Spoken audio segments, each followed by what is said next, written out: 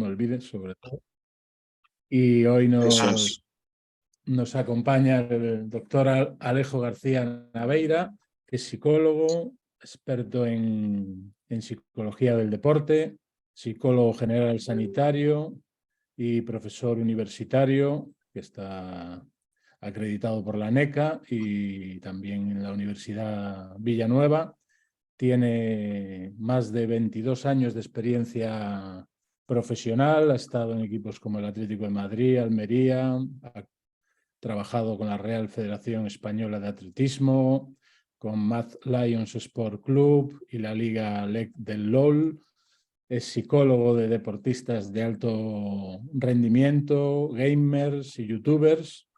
Es coordinador de la sección de Psicología del Deporte y Sports del Colegio Oficial de Psicólogos de Madrid. También es director de la revista de Psicología Aplicada al Deporte y al Ejercicio Físico. Es experto en estrategias psicológicas para el alto rendimiento y la salud. Tiene una orientación cognitivo-conductual, conocimientos sobre hipnosis, MDR, coaching y también neuropsicología, que es uno de los aspectos, o el aspecto fundamental que hoy en esta sesión, que se titula Neuropsicología aplicada al fútbol, pues va a desarrollar y un poco pues ver esa parte de cómo aplicar esto en el fútbol. En el deporte, en el que es fútbol muy en concreto. importante hoy en día, como es todo lo que conocemos y cada vez conocemos más sobre el funcionamiento de nuestro cerebro y la influencia que tiene en nuestro comportamiento, en nuestras emociones y en todos los aspectos relacionados con el fútbol en este caso. Pues nada más, yo os acompaño como siempre y darte ya las El relevo. gracias primero desde la Sociedad Iberoamericana de Psicología del Deporte y adelante. Bueno, Rubén, muchas gracias. Gracias a la CIP también por la invitación y a Joaquín también por estas iniciativas y estos espacios que se generan para formar. Buenas tardes, buenas noches a los asistentes. Me imagino que habrá gente de diferentes países o continentes. Entonces, bueno, aquí son las 7:07. Pues me imagino que cada uno se ha ajustado a su horario y demás. Y que bueno, que después tenéis a Juan para dar continuidad, pero sí es verdad que es un tema muy de actualidad, un espacio que tenemos que seguir avanzando, formándonos y poder aportar desde esa perspectiva. Entonces, me gustaría, si os parece, que me podáis contar si alguno tiene experiencia o formación desde la neuropsicología. ¿Nadie? Bueno, el objetivo, ahora voy a compartir pantalla, pero el objetivo es un poco introducir unas cuestiones que os invito a que podáis dar un pasito más adelante, porque creo que es un espacio que tenemos que profesionalmente seguir formándonos y seguir mejorando, y después profesionalmente ocupar ciertos espacios que están en el contexto deportivo en general y en concreto en el fútbol, como iremos viendo. Hay diferentes líneas de actuación que también iremos viendo esas perspectivas, pero hay una demanda, hay una necesidad de estimular el cerebro del deportista desde el deporte base, desde el fútbol base inclusive, para conseguir cerebros, digamos, más competentes. Y como veremos, el enfoque que voy a dar hoy no es tanto desde la neuropsicología clínica, que trata el déficit o que trata el estudio en profundidad de las estructuras y funciones cerebrales, sino que la perspectiva que quiero compartir con vosotros hoy es desde el neuroentrenamiento, en el sentido, ¿qué podemos hacer nosotros como psicólogos? Sabemos que tenemos una intervención directa con el deportista, con el entrenador, por ejemplo, y resto de componentes del staff, pero también podemos hacer una labor indirecta de cómo podemos preparar y formar a esos técnicos deportivos para que ellos hagan una tarea en la dirección que nosotros planteamos. Entonces, si me permiten, voy a compartir pantalla para abordar el tema que tenemos para el día de hoy. Entonces, Me han dicho, por ejemplo, que no tienen formación en neuropsicología. Fantástico.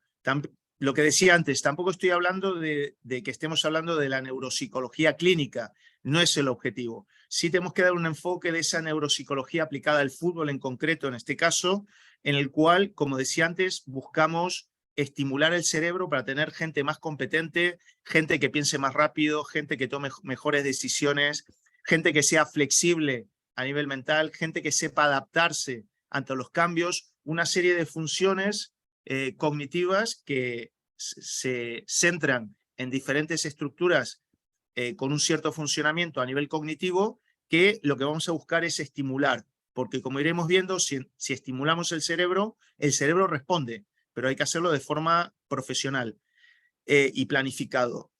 También sobre todo porque yo me acuerdo que ese espacio, si no lo ocupamos nosotros, es un espacio que lo está ocupando otras personas y quizás no tienen ni la formación ni la capacidad de realizar un trabajo específico como el que vamos a hablar ahora a continuación, teniendo en cuenta también que el trabajo es interdisciplinar. Pero como suele decirse el dicho, zapatero a sus zapatos y Dios en el de todos, ¿no? Entonces a veces hay no solo un intrusismo en sí, por mala intención o búsqueda de oportunidades, sino que a veces se produce también porque hay espacios vacíos que al final lo terminan aplicando otras profesiones y por eso creo que los psicólogos y psicólogas tenemos que dar un paso al respecto. Bueno, Rubén me presentaba curricularmente, agregar una cuestión importante, también soy entrenador de fútbol aquí en España a nivel 3. He sido entrenador, he ejercido como entrenador, no solo de fútbol, sino mi primera profesión ha sido entrenador de tenis y de pádel. Vengo del ámbito del deporte, he jugado a nivel semiprofesional también al fútbol, pero sobre todo al tenis. Y con esto quiero transmitir, indudablemente estos no son elementos determinantes, sí suman para tener una visión más amplia o más profunda del deporte y a veces si no se gestiona bien puede ser inclusive un freno o un filtro que nos limite, digamos, en nuestra labor. Dentro de lo que es el fútbol, estuve durante 17 años en el Atlético de Madrid, tanto con el primer equipo como con el fútbol base, y después estuve en segunda división en Almería, en este caso con Guti, ex jugador del Real Madrid, como entrenador. Sí me gustaría que podáis participar, hablar, abrir el micro en un momento dado de lo que estiméis. Yo ahora no os tengo presente con la imagen de vuestro vídeo, o sea, no veo vuestras caras en este momento, pero sí que no sea un monólogo. Vamos a dar unos 10-15 minutos al final para que podáis participar. Esta presentación os la voy a compartir, por supuesto, porque es para vosotros, pero que si alguien quiere un momento dado hacer una apreciación o un comentario algo, que lo haga.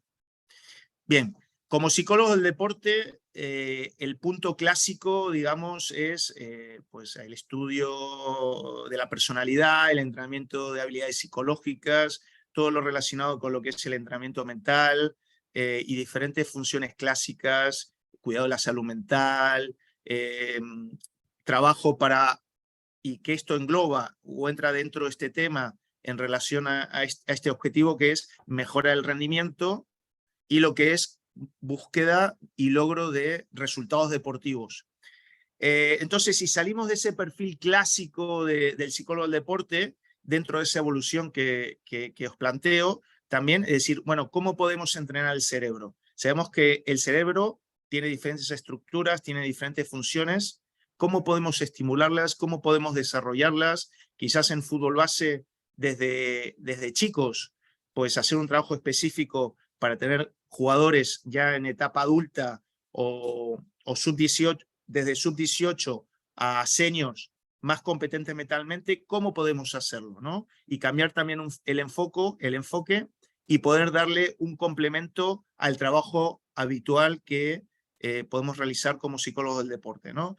Más sobre todo de un trabajo de campo, porque eso es importante también, dar visibilidad a nuestro trabajo. A veces nuestro trabajo es en el despacho, necesitamos una privacidad a la hora de poder trabajar con los jugadores y esto es algo muy visible. Después, si me da tiempo, voy a contar, si no soy el próximo martes, un poco una experiencia de un proyecto que estoy desarrollando en este momento con jugadores seleccionados, jugadores juveniles de aquí de España de la categoría de División de Honor, que es la máxima categoría juvenil, en el cual en ese proyecto se han seleccionado 5 jugadores para desarrollar un entrenamiento en paralelo a este nivel. ¿Qué significa? Que buscamos que tienen un entrenamiento específico de campo, un entrenamiento específico con el preparador físico, tienen su propio fisioterapeuta, nutricionista, su psicólogo del deporte, que soy yo que realizo esa labor tradicional, y en paralelo hacemos un trabajo específico desde esta perspectiva de neuroentrenamiento.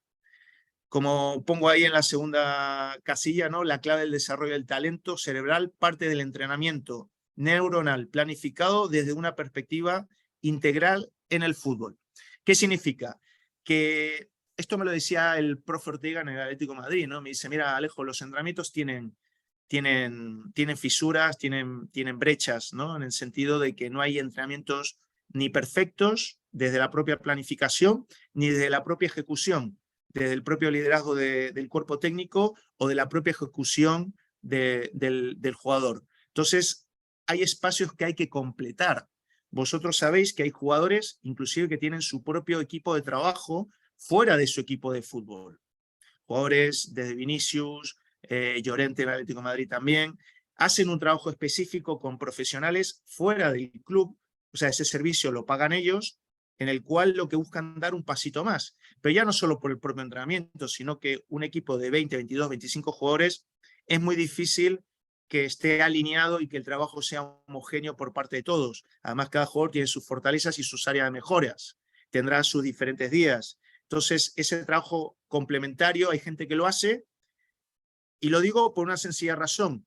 Al igual que hablamos que hay un talento deportivo en general, inclusive a nivel psicológico, que tiene una serie de aptitudes que uno desarrolla, también hay un talento a nivel cerebral. ¿Qué significa?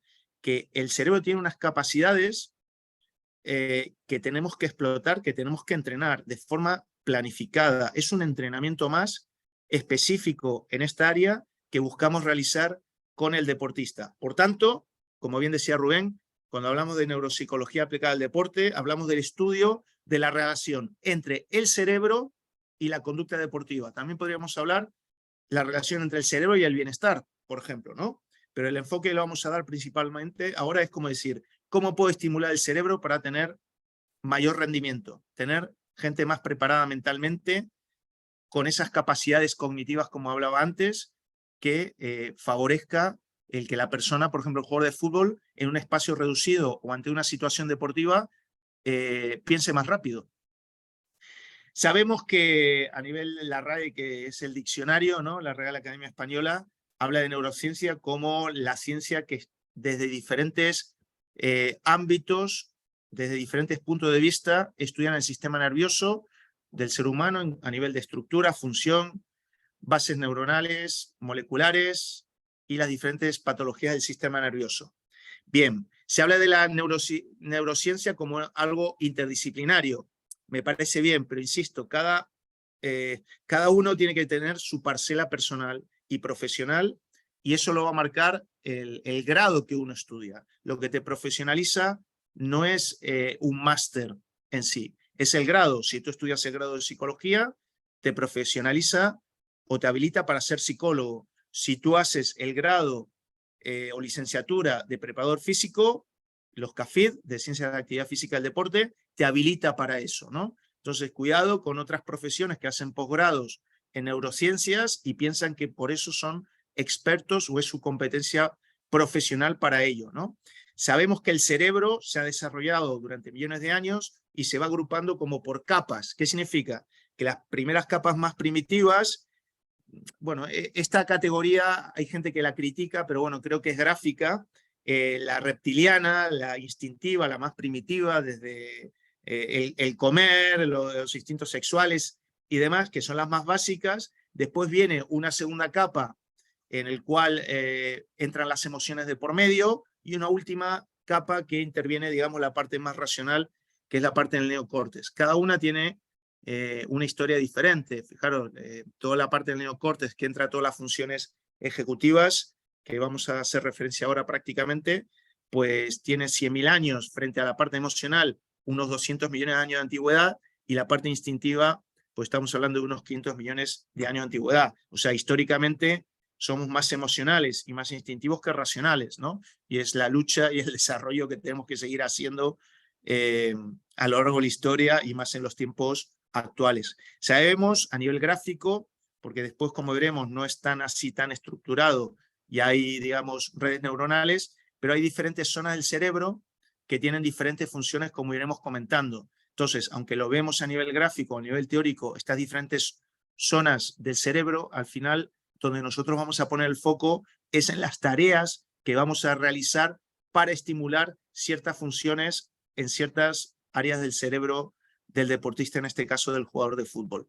También sabemos de por sí que ya la propia práctica deportiva estimula el cerebro. Lo que pasa es que cuando estamos hablando de alto rendimiento no es suficiente. Entonces, la propuesta que os estamos compartiendo es hacer un trabajo específico de entrenamiento para estimular ciertas zonas del cerebro y para desarrollar ciertas funciones cognitivas que te ayuden a mejorar tu rendimiento deportivo en general.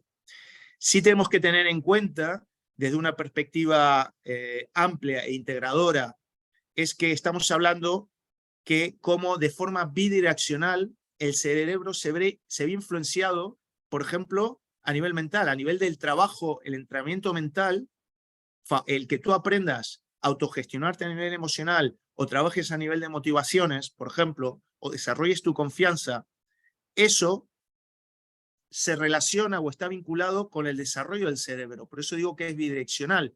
No solo las funciones cognitivas que estimulamos va a favorecer el rendimiento o ciertas capacidades psicológicas, sino que esto va en doble direcciones, ¿no? Como la propia conducta deportiva, la propia acción deportiva va estimulando al cerebro, cómo esas funciones cerebrales pueden estar estimuladas por el propio contexto deportivo. Si tú estás en un contexto deportivo o en un ambiente del vestuario en el equipo en el que estás, que es bastante tóxico, no solo te afecta al estado de ánimo, sino que activa o apaga ciertas regiones del cerebro que te pueden beneficiar o te podrían perjudicar. Y por supuesto, todas estas cuestiones, estas diferentes patas que integraría en esta perspectiva amplia desde la neuropsicología, siempre tenemos que buscar, siempre que se pueda y tengamos los elementos o la propia tecnología, hacer un proceso de evaluación e intervención, en el sentido de tener indicadores de tu rendimiento a nivel cerebral de esas funciones cognitivas y poder entrenarlo y ver en un tiempo o dos si había una evolución o no. Y por supuesto también buscar, investigar y estudiar cómo se puede entrenar mejor, por ejemplo, estas variables, ¿no? Pero claro, cuando hablamos del fútbol no podemos pensar solo en lo que es el fútbol profesional o en categoría senior.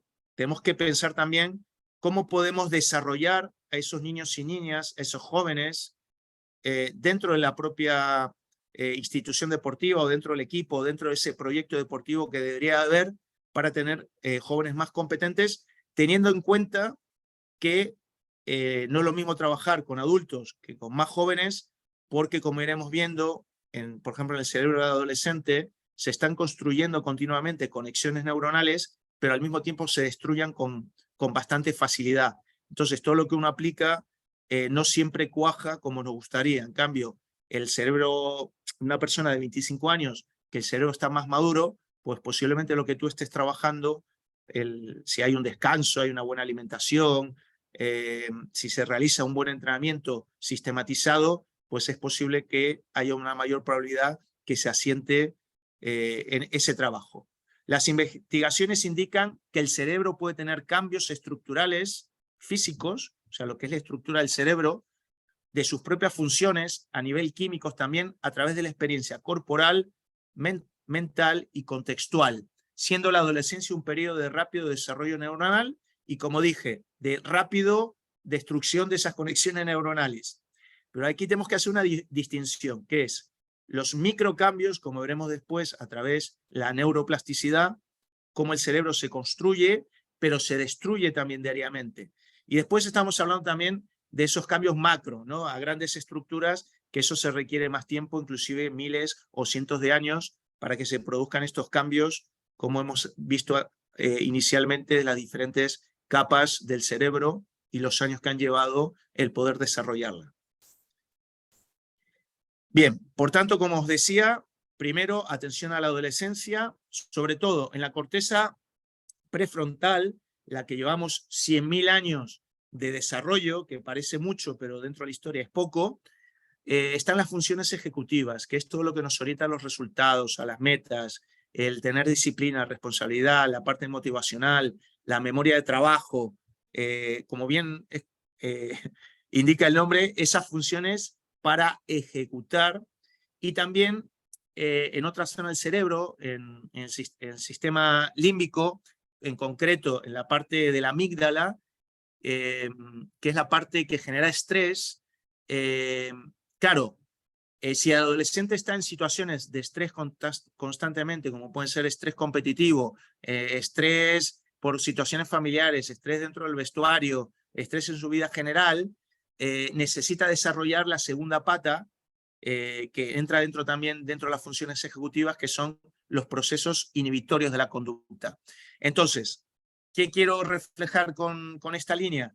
Que la adolescencia hay que prestar principal atención en el desarrollo de esas funciones ejecutivas, que sea responsable, disciplinado, constante, que trabaje por objetivos, y también buscar dentro de lo que se pueda que viva o que se relacione en contextos no con un alto estrés, porque emocionalmente, a nivel emocional, son algo más reactivos o están menos preparados para esa autogestión emocional.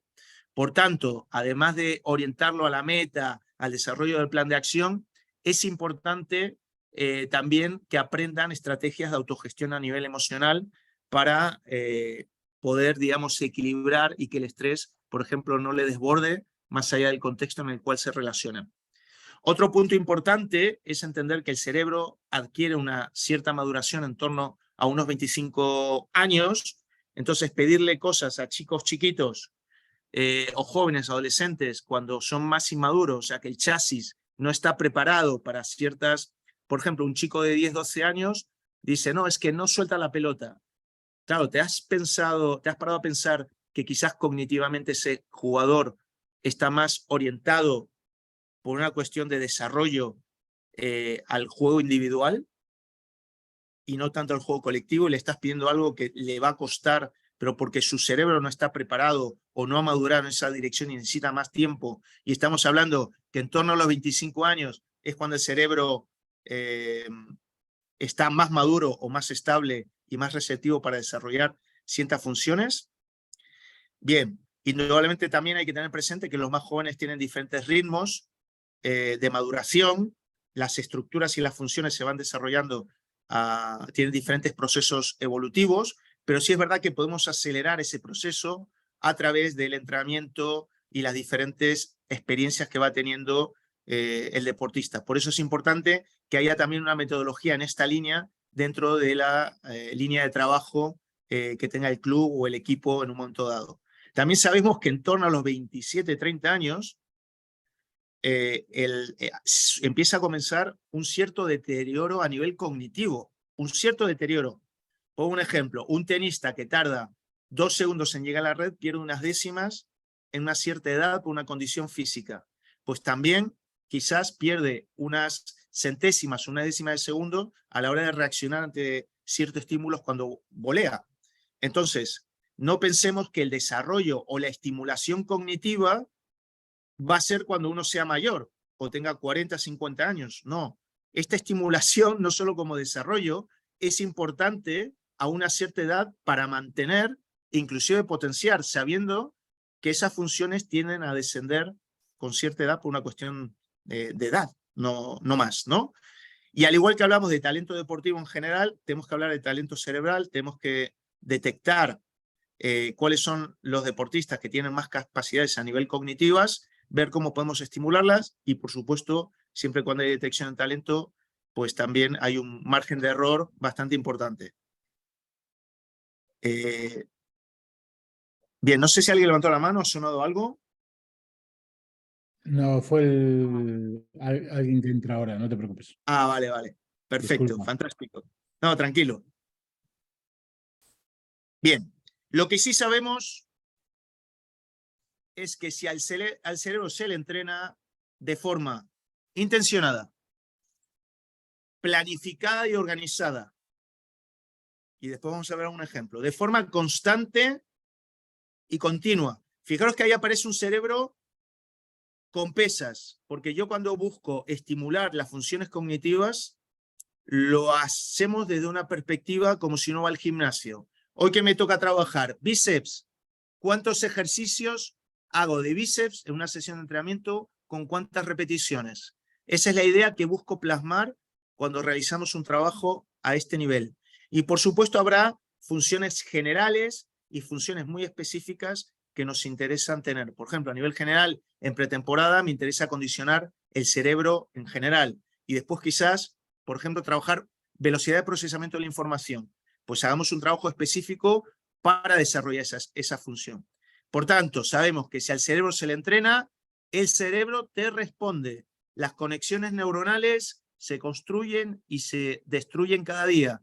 Por tanto, lo que hacemos cada día va sumando o restando en la dirección que yo quiero. Si yo estoy tumbado en el sofá viendo la televisión, pues posiblemente haya unas cuestiones que no esté desarrollando, ¿no? Entonces eso me restaría, por ejemplo, para el desarrollo de las funciones ejecutivas que hablaba antes, ¿no?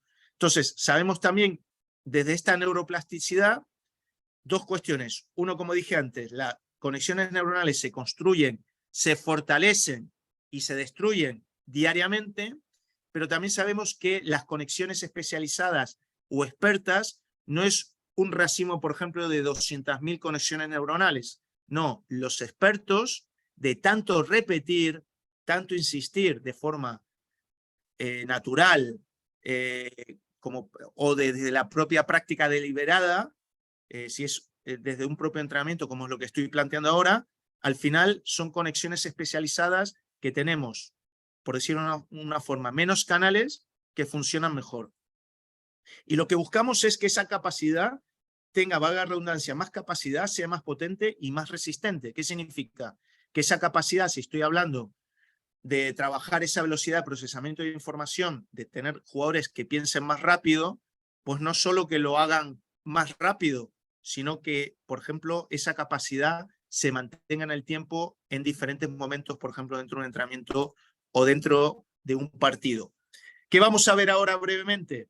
Pues algunas funciones que yo quiero y ciertas estructuras y funciones que yo quiero destacar que creo que son relevantes, teniendo en cuenta que esto es un proceso de interacción en el cual, fijaros la foto de la derecha, hay diferentes zonas del cerebro que las vamos a ver de forma independiente, pero al final estos son no solo redes neuronales, o sea, para una misma función hay una que puede ser principal, pero intervienen otras regiones del cerebro, también teniendo presente que existen lo que llaman nodos neuronales. ¿Qué significa?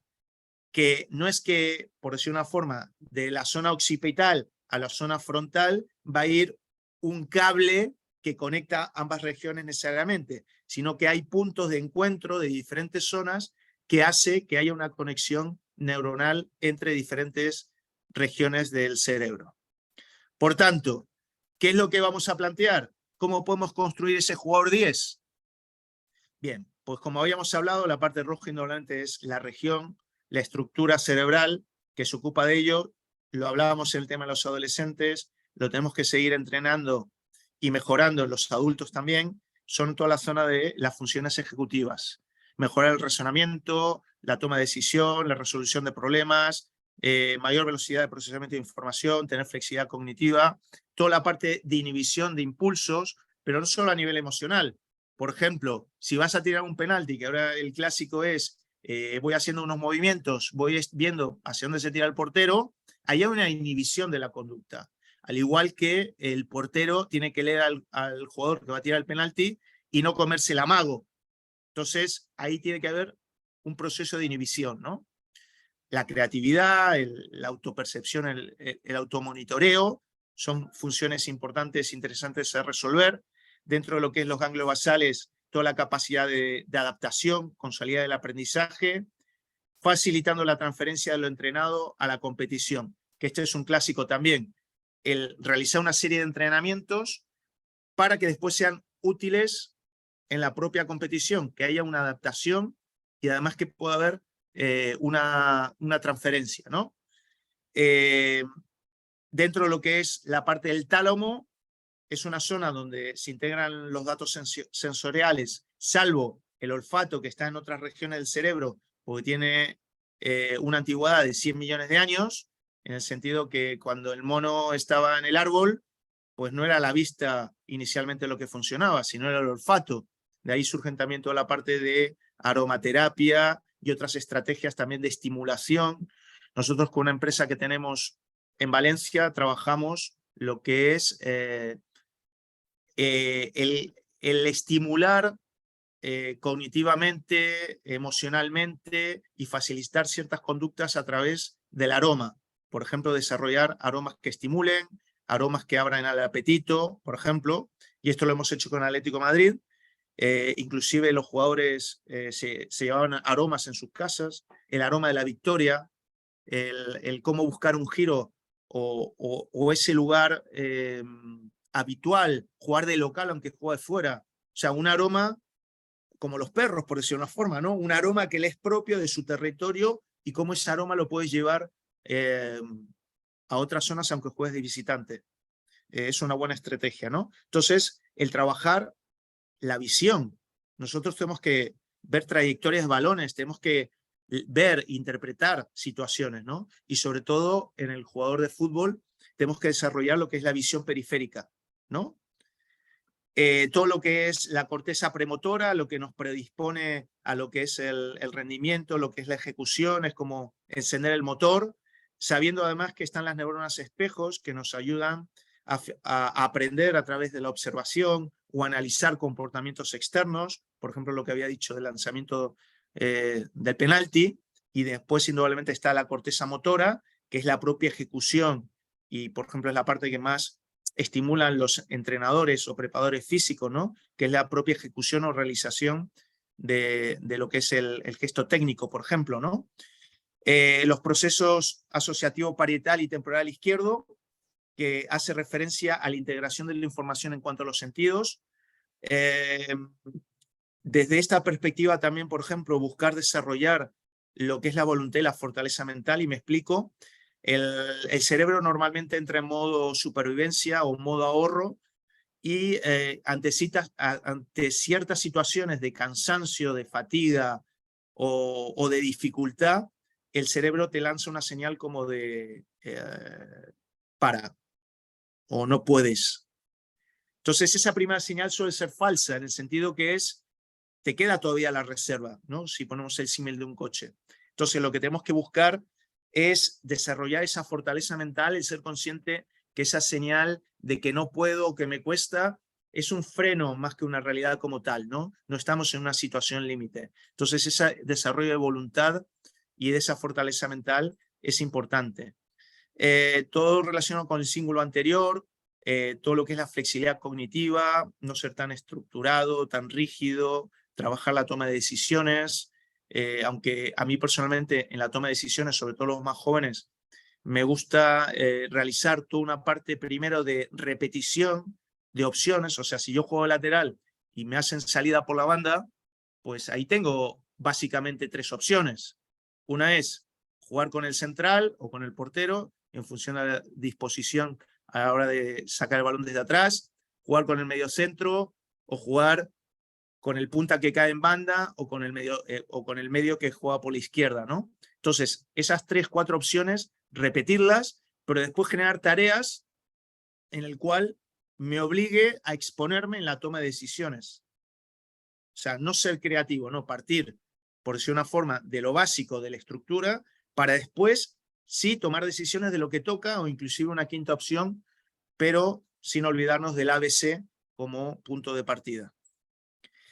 Lo que hablaba antes de la parte emocional, en la amígdala, en torno al sistema límbico, integra las emociones y las respuestas autónomas. Y cómo podemos entrenar la amígdala, no solo dentro de las funciones ejecutivas, los procesos inhibitorios, por ejemplo, a través también del entrenamiento de la autogestión emocional, sino que dentro de la carga de trabajo a lo largo de la semana del deportista, pues que haya un día de máximo estrés para que haya una habituación una adaptación, ¿no? Por parte de esa zona del cerebro, ¿no? Por ejemplo, está sonando gente que entra, ¿no? Sí, Sí, no te preocupes, vale, tú yo no te sigo. preocupes, sigue. Yo si hay alguna Perfecto. cosa te aviso. Vale, sonaba como una campana, era como el perro de Pavlov. Sí, Suena la campana y empiezo a salivar. Condicionamiento clásico puro y duro. Efectivamente. Entonces, por ejemplo, el reparto de la carga de trabajo a lo largo de la semana es importante, ¿no? Si yo empiezo el lunes con una carga media o de recuperación en función del día que haya trabajado, el martes libro, el miércoles meto una carga alta, por ejemplo, ese miércoles, pues quizás exponer al jugador ante situaciones de estrés competitivo para que se habitúe el cuerpo, el organismo, ante esa posible respuesta. Y como decía, hemos hablado de funciones, hemos hablado de regiones, pero esto tiene que entrar dentro de lo que es la planificación de la temporada, los macrociclos, mesociclos, microciclos y de la propia sesión de entrenamiento diario. Tenemos que planificar, pero claro, ahí tenemos que plantearnos varias cosas, ¿no? ¿Qué perfil de jugador queremos? Pero ¿qué perfil? Para poner el foco en algo principal, porque no podemos abarcar todo de golpe. ¿Qué filosofía de juego quiere el entrenador? No es lo mismo jugar en el Real Madrid, que quizás se busca más la creatividad, el juego colectivo, o jugar un equipo, el Osasuna, ¿no? Que quizás es más guerrero, más bloque bajo, más combativo. Entonces, eso también va asociado a diferentes funciones cerebrales que tenemos que preguntarnos qué queremos. ¿A quién le tenemos que preguntar? Pues a la entidad, al director deportivo, al propio entrenador, y definir realmente lo que queremos, ¿no? También plantearnos, bueno, ¿qué entreno? ¿Cuál es la prioridad o qué foco tengo que poner durante la pretemporada? Para eso, indudablemente, tengo que saber qué va a entrenar el entrenador, qué va a entrenar el preparador físico, cuál es la planificación global para generar un espacio en torno a esto y definir también en el resto de los diferentes trimestres o dentro de la planificación dónde vamos a poner el foco y qué vamos a trabajar, ¿no? ¿Qué entreno en el primer, segundo o tercer trimestre? ¿Cómo lo hago? ¿Dónde lo hago? Son cuestiones que hay que ir definiendo y siempre de un modelo, siempre que podamos, ABA, ¿no? De decir, evalúo, intervengo, evalúo para tener indicadores y ver la evolución. ¿Cómo podemos trabajar estas cuestiones o en qué situaciones más que procedimientos? Pues indudablemente hay cuestiones, como iremos viendo, se pueden integrar en el propio calentamiento, dentro de una sesión de entrenamiento, en la parcela de preparación física, combinando ciertas tareas con las propias tareas físicas que va a realizar el preparador físico, o dentro de la parte principal del propio entrenamiento. Ver qué elementos o qué podemos integrar sin salirnos del molde, por decirlo de una forma. No ser intrusivos por un lado, ni necesitar que el jugador lo tenga fuera de su sesión de entrenamiento, porque el jugador lo que quiere es entrenar y macharse por lo general. Entonces, tampoco podemos alargar, salvo algo puntual, o si trabaja contigo a nivel individual, ya es una motivación particular, pero no dentro de lo que es la planificación general del equipo.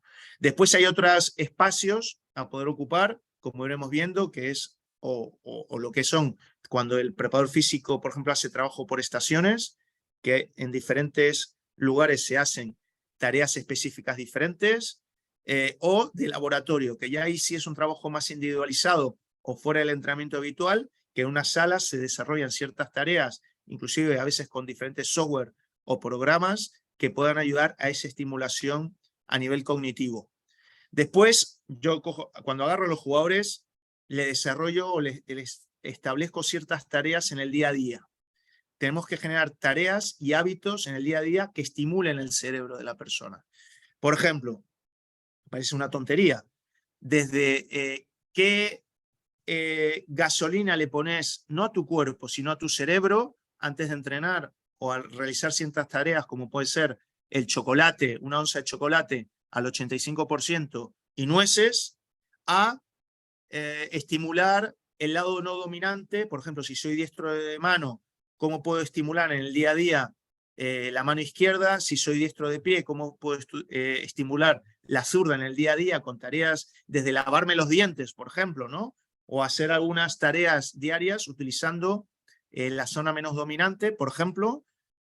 Son cuestiones que organizamos, estructuramos, por ejemplo, el leer 20 minutos diarios para trabajar la concentración, por ejemplo, o que todo lo que sean cálculos matemáticos o tareas a realizar, en vez de utilizar una calculadora o algún otro programa, o mismamente escriben en Word, en el ordenador, y en vez de utilizar el corrector, el escribir nuevamente si la palabra no se ha escrito correctamente, ¿no?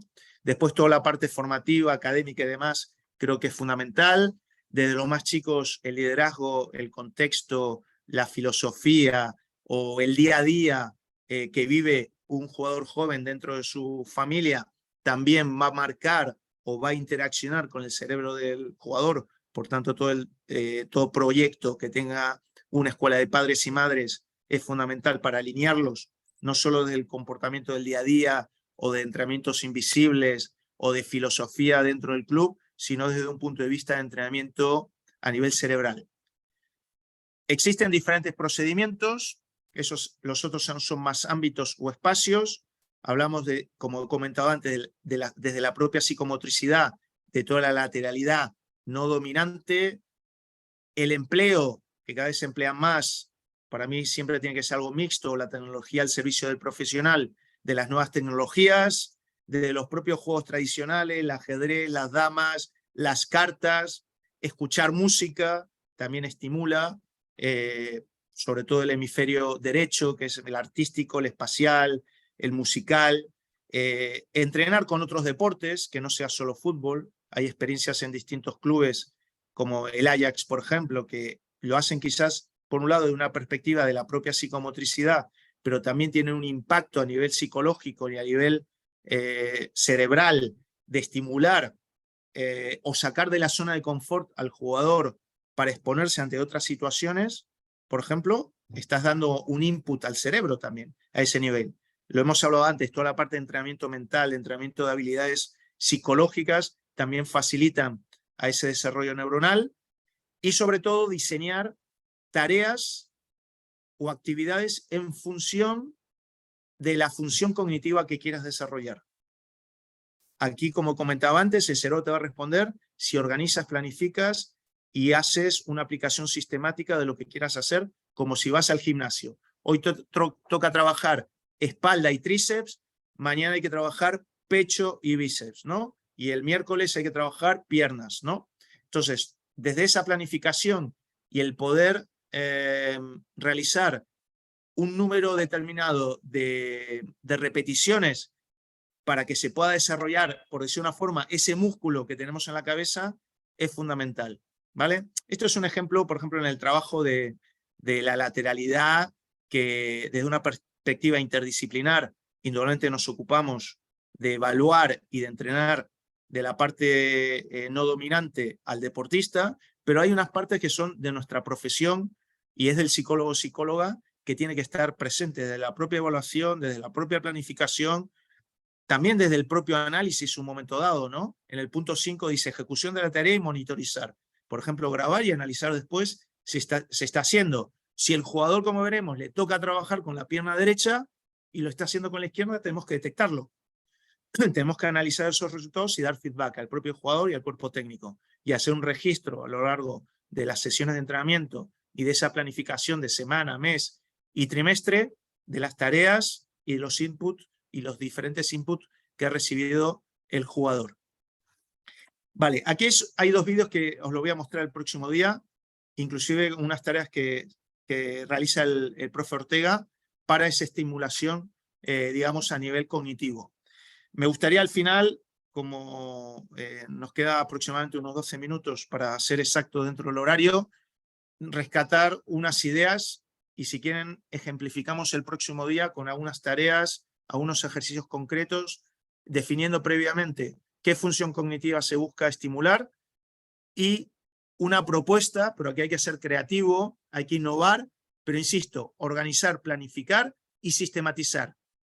Si el bíceps tiene que hacer 4 ejercicios diferentes y cada uno de ellos, pero no, es músculo pequeño, imaginaos, 3 ejercicios diferentes de 4 repeticiones cada uno, y al final haces X ejercicios con el bíceps, buscamos lo mismo en este caso. Si tengo que trabajar la flexibilidad cognitiva o la capacidad de adaptación, tengo que hacer diferentes ejercicios que tengan un impacto suficiente de forma constante en la persona que le obliga a adaptarse. Si hago una vez eso, otro día hago otra cosa y no hay planificado, realmente no me estoy beneficiando, que es lo que muchas veces pasa. Porque me había apuntado unas preguntas que me había dicho Santiago Rivera y me dice, ahora, dificultades y cómo las resolvemos. Bueno, una dificultad es que en el contexto hay otros profesionales que quieren hacer algo de este tipo, sin tener el conocimiento, la formación, y entiendo yo, sin ser su rol y función, pero hay un espacio a ocupar, ¿vale?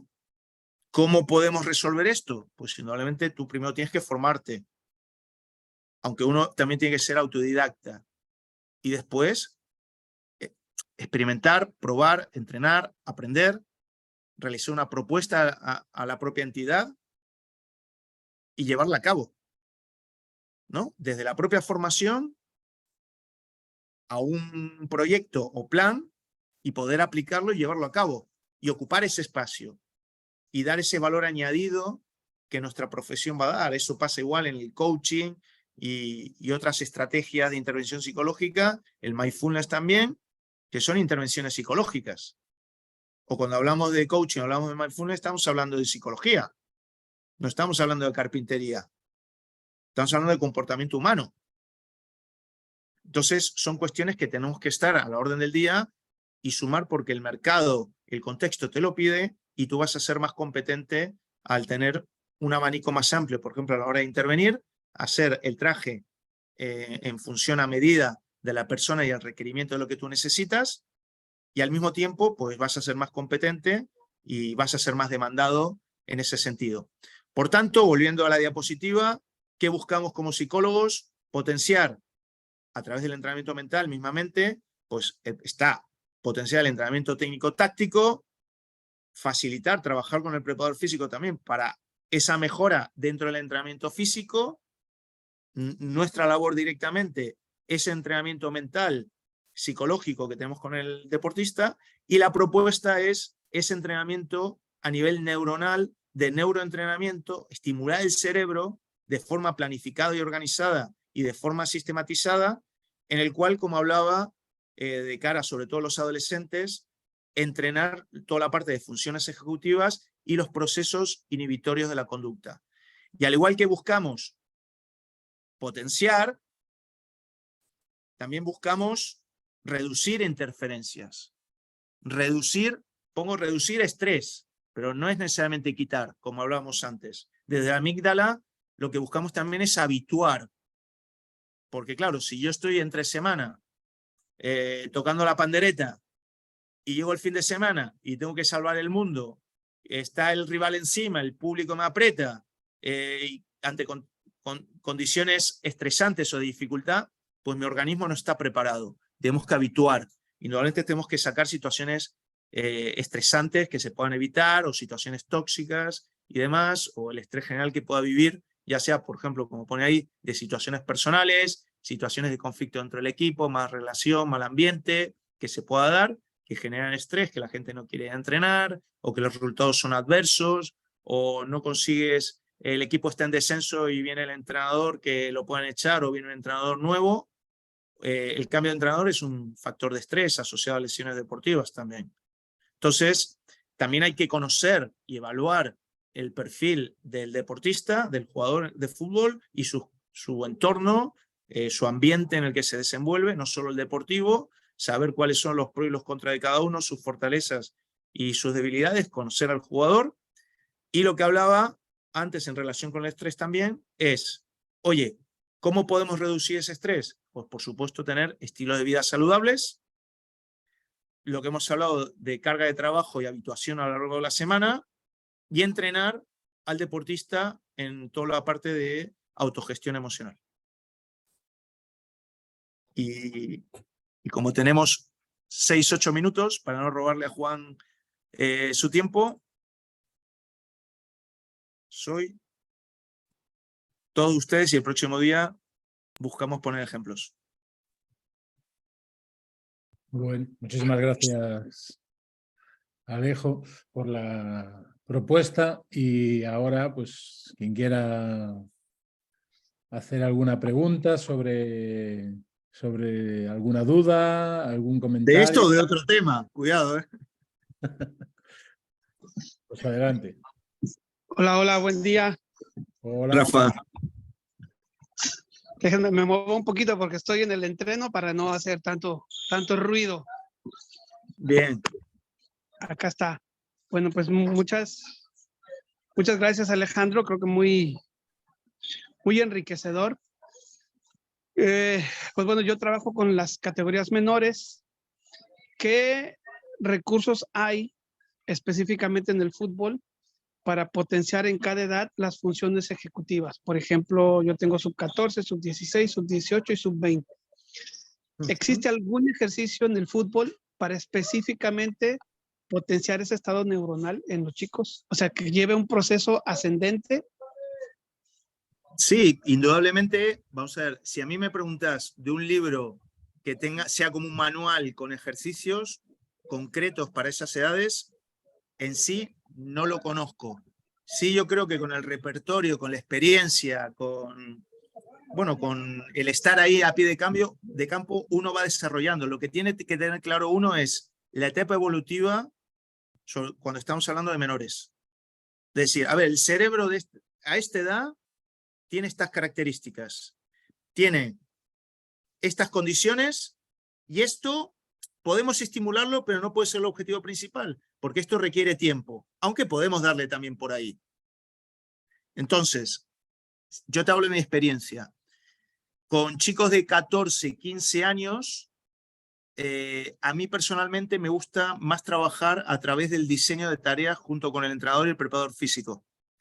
Que sean ellos los que lo ejecuten o sean elementos que se integren dentro de sus tareas en el propio entrenamiento. Y a partir de la edad juvenil, 16, 17, 18 años, sí me gusta tener una mayor participación y hacer trabajos específicos, sin olvidar y dejar de lado esa área de trabajo a través del entrenador y el preparador físico, pero hacer una labor también de laboratorio. Y como decía en este caso que hablaba al principio, 5 mejores jugadores de la categoría, hagamos un trabajo fuera del terreno de juego para estimular estas funciones que tú te vas a encontrar. Ahora bien, después vuelvo al fútbol profesional, nuevamente vuelvo de la mano en parte del cuerpo técnico, porque el trabajo de campo es el espacio de ellos y yo lo entiendo como tal, pero sí podemos tener nuevamente un protagonismo en un trabajo de laboratorio o de complementariedad dentro del entrenamiento o en esas estaciones que hablábamos. Entonces, ¿a esa edad puedes integrarlo? Sí, y antes también. Sí, ahora la pregunta de la moneda de oro. ¿Cómo mides esta interacción con el técnico para que él pueda asociar que el trabajo de las funciones ejecutivas es importante más allá de exigirle pégale bien al balón, asocia, desarrolla ciertas funciones tácticas? Porque siento que a veces está muy futbolísticamente exigido y no comprendiendo la etapa evolutiva. ¿Cómo le 100%. aclaras esto al entrenador? Sí, yo, si me permite, Rafa, no solo al entrenador, yo creo que tiene que haber una inmersión cultural, tiene que haber una transformación cultural del club que desde arriba, de arriba abajo, posibilite todo esto. Y sabes que puede haber directivos o coordinadores y entrenadores más o menos formados, pero no es su ámbito de actuación y muchas veces no tienen conocimiento. Entonces yo creo que ahí hay una labor de psicoeducación por nuestra parte para mostrarles y que vean los beneficios. Y sobre todo, como decía antes, buscar indicadores de rendimiento, que ahí es la pata donde yo veo más dificultad. Hay métodos tradicionales de evaluación que puede ser, pero que para mi gusto no se ajustan a un contexto como el fútbol, o por lo menos del perfil que yo quiero. A mí me gusta buscar las nuevas tecnologías, hay programas que indican que miden ciertas funciones cognitivas, pero creo que es algo que tenemos que seguir evolucionando y mostrar resultado y rendimiento. River Plate, por ejemplo, en el laboratorio que tiene con Gallardo, aunque ahora se acabó la etapa, con Rossi y con Pablo Negro, el psicólogo, pues había todo un área desarrollada en esa cuestión y con indicadores y con metodología propia, ¿no? En un momento dado. Entonces yo creo que la psicoeducación, esa transformación cultural, mostrar ejemplos, te hablo de River, podemos hablar del Olympique de Marsella también, otras entidades que van en esa línea. Entonces tenemos que mostrar también casos de éxito, ¿no? Y que vean esa utilidad y posicionarte tú en esa dirección. Roberto. Muchas gracias, Ana, Alejandro. a ti, Rafa. Vamos, que te tienes que ganar al entrenador y al directivo, y al que toma las decisiones, y explicarle desde la ciencia de qué va esto. Y que vean el beneficio. Roberto levantó la mano. Ana. Ana la había levantado primero. ¿Es Ana o pone el teléfono de Ana? iPhone de Ana. Hola, sí, perdón, es que no me puedo conectar ahora mismo. Tranquila, Ana. Vale, no, era una... Hola, era una duda que yo, por ejemplo, estoy en un equipo de fútbol femenino y el año pasado hice un poco un análisis de cuándo les metían más goles, en qué minutos, si fuera de casa o en casa. Bueno, y salía como que del minuto 6 al minuto 11 les metían muchos goles. O sea, prácticamente ahí se perdía el partido. ¿En los primeros minutos? Sí, en los primeros minutos. Entonces este año cambiamos el calentamiento para que entrasen más activadas y luego yo les hago una activación cognitiva después de la charla técnica. ¿Qué pasa? Que me está y entonces lo hago pues a través de, pues con el test de rejilla, pues yo que sé, 5 series de 40 segundos que vayan, yo que sé, en orden ascendente, 0-0, 0-1, 0-2, tal, luego del 99 para abajo, bueno, voy cambiándolo un poco. Pero siento como que llega un momento en el que eso ya está explotado, por decirlo de alguna manera. Y que los espacios son reducidos porque no es fútbol profesional ni mucho menos y lo que tienes es el vestuario antes de los partidos. Entonces como que no sé muy bien ahora cómo avanzar o cómo meterle algo más, ¿sabes? Bueno, ahí tú has hablado del porque los preparadores físicos, a mí me gusta trabajar mucho con ellos y les digo, el entrenador también, bueno, me estáis hablando sobre todo de una activación a nivel física, pero tenemos que hablar de la activación cognitiva. Si tienes la oportunidad de entrar en mi Instagram, creo que en mi Instagram no, en YouTube, en el canal de YouTube, sencillo que tengo, hay, sobre todo cuando trabajaba con los equipos de eSport, que para mí fue un gran aprendizaje, buscábamos esa, como no hay una activación física como tal, hay una activación, hay alguien que tiene el audio abierto, ¿no? Ahí que hace un poco de ruido. Buscamos una activación a nivel cognitiva, ¿vale?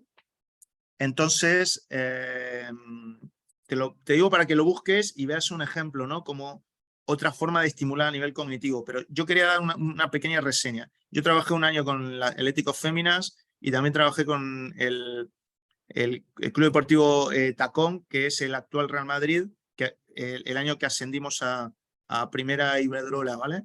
Entonces, y también con todos los estudios, que es otra línea de investigación, todo el tema de confinamiento y demás, y el impacto a nivel emocional de las personas, cada vez lo veo más claro, esas diferencias de género, en el cual la mujer suele ser más emocional. Entonces, cuando yo te escuchaba, y sobre todo, tú sabes que cuando hay un nivel alto de ansiedad estrés, se repercute en los primeros 10-15 minutos de un partido. Entonces, yo no sé si es porque le falta activación y tienen que rendir más, o que están atrapadas o están sobretensionadas y hay que bajar ese nivel de activación. Independientemente de eso, que eso ya es en tu parcela, que lo puedas evaluar y detectar y encontrar el punto óptimo de activación de cada una de las jugadoras, mírate aunque sea brevemente, que son 30 segundos, esos vídeos que tengo colgados en YouTube, o el próximo día lo comparto y lo está aquí en clase, en el cual buscamos, a través de una serie de ejercicios, o de tareas, inclusive hacer una breve activación a nivel cognitivo. Vale. Vale, yo creo que es que estaban por debajo, ¿no?, del nivel óptimo, porque sí que es verdad que a medida que hemos ido haciendo esto, los goles ya no llegan en esos minutos, que entiendo que algo tendrá que ver. Bien, ahí quien evalúa o tenga que intervenir es tú, que sea por defecto, por un lado, por arriba o por abajo, ¿no? Por eso es importante, a mí me gusta mucho hacer estudios para encontrar la horquilla del nivel de activación óptimo de la persona a través de, por ejemplo, una medida indirecta como es la tasa cardíaca. Entonces, vemos los momentos de máximo rendimiento asociadas a qué frecuencia cardíaca hay y buscamos como indicador, por ejemplo, previo al partido o en los descansos o inclusive en los suplentes cuando tienen que entrar. Vale. Vale, gracias, Alejo. Nada, a ti. Bueno, como van a ser las 8:05, Roberto, ¿te importa guardar la pregunta para el próximo martes? O que me escriban por mail también, ¿eh? Claro, para el próximo martes. Y así, pero también igual así te pongo el mail. Sí, sí. Así la compartimos todos y tampoco, bueno, pues guardamos un poco el control del tiempo y la gestión del tiempo y sobre todo tanto el de Alejo como El de Juan. como Y el tuyo. como el de Juan y el de todos nosotros, vamos, también. Claro, fantástico. Pues nada, Bueno, muchísimas... entonces, nada, vosotros, próximo día vamos a poner unos ejemplos de algunas actividades y vamos a dar un margen quizás más amplio para resolver dudas o plantear cuestiones que estiméis oportuno. ¿Os parece? Sí, perfecto. Fantástico. Pues, chicos, muchísimas gracias. sacarle partido, ¿vale? Fuerte abrazo a todos y nada, hasta la siguiente, ¿vale? Gracias, Alejo. Cuidaros. Fuerte abrazo. Chao.